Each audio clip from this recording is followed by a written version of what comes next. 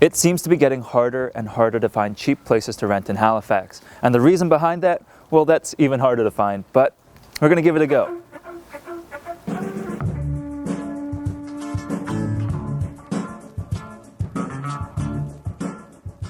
This video is sponsored by the United Way of Halifax. They are currently working on a poverty strategy with the municipality, as well as several different partners in the Halifax region. And they could use your help too, but we'll get more into that later in the video. If you haven't heard of rooming houses, here's what you need to know. It's a type of house where you rent a single room and share amenities like a kitchen and bathroom with other tenants. This makes it a lot cheaper compared to a full apartment. And because of that, rooming houses are considered an essential form of affordable housing. Rooming houses, they're cheap. They're cheap rent. It's $5.35 here, and that includes all your utilities. And the big part with rooming houses is anybody who's on assistance, they only get that much for rent. They can't afford anything else. If they go any higher, then that dips into their food money. In fact, for the homeless, they're often the first step towards having a stable roof over their heads. Next thing onto this would be the street. If you lose your room or whatever, then you have to go to Metro Turning Point or whatever, or Salvation Army, at a shelter, exactly. Now, when most people think about affordable housing, it usually involves government intervention, subsidies, multi-million-dollar projects, and controversy. But rooming houses are interesting because they exist in the private rental market. They're owned by individual landlords and often look like any other house. In fact, you probably wouldn't be able to recognize one at first glance. But in the last 20 years, Halifax has lost a lot of these rooming houses. How many? In 1995, we had 156 rooming houses, and by 2016, we had less than 20. But what I think is more interesting is where we've lost these rooming houses. Look at the north end of Halifax and Dartmouth. There are hardly any rooming houses left. That's a lot of affordable housing lost, and if you look at those neighborhoods today, they're both areas that have changed a lot. So why did all these rooming houses disappear? Well, that's a really tricky question to answer, and before we get into that, I'd like to talk about something that's quite relevant to this topic.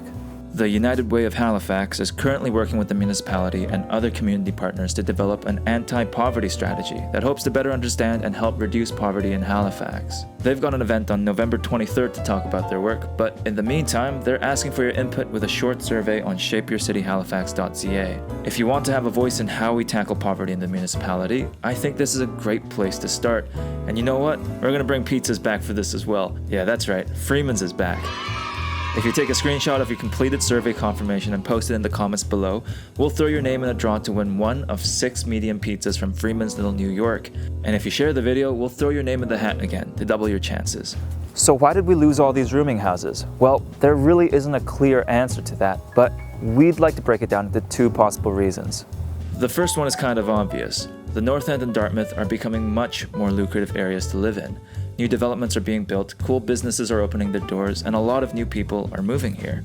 All that means property prices are increasing to the point where it's probably much more lucrative to convert rooming houses into family homes or apartments, or redevelop the property altogether. It's simple real estate economics. But there's another possible reason that I'd like to talk about, and this one isn't so innocent. While rooming houses may have been affordable homes for their tenants, they didn't have the greatest reputation. Many were considered run down and sometimes even dangerous places to live.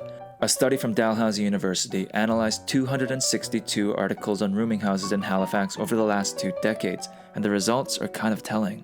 Here is how rooming houses are described in the media. And here's how rooming house tenants are described. Mentally ill, alcoholic, drunk, crackhead addicts living in run-down, littered, substandard, cockroach hotels. And who says there's no such thing as bad publicity? What that meant was that there was a lot of public pressure for somebody to do something about rooming houses. So in 2001, the municipal government introduced bylaw M100 to regulate rooming houses. It required them to be licensed, subject to inspections, and held to a minimum standard. Now, I think this law was made for a good reason. It would ensure that rooming house tenants had safe and clean places to live in. The problem? It was kind of doomed from the start.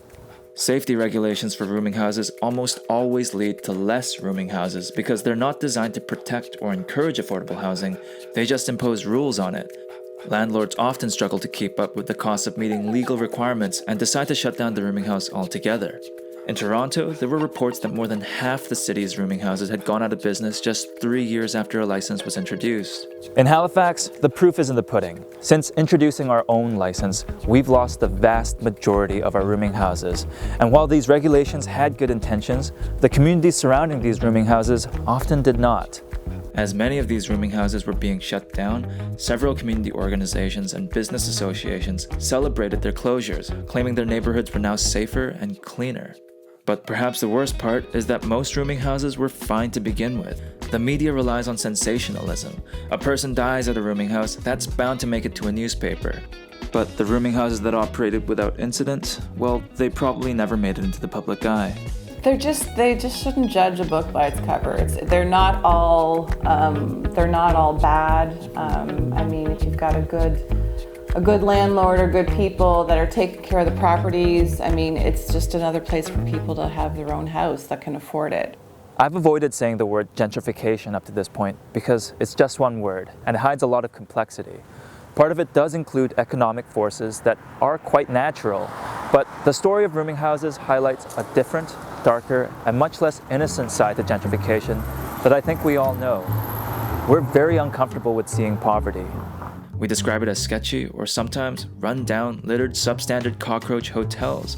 But we forget that sketchy houses are still people's homes and that poor neighborhoods are still communities. So perhaps it's no surprise that we end up with environments that are hostile to affordable housing and punish poverty rather than addressing its underlying issues. Just something to think about. What video you guys are shooting first? Higher income, richer people move into poorer neighborhoods and sort of end up displacing some of the older residents I know you're here. right today. Oh, Sure, yeah. Break banana with you, man. I don't do this often, okay? what? You're freaking the best, Jerome. Buying. We break banana, That's what it's called. Buying. Sorry, They did it to Africa. Yeah.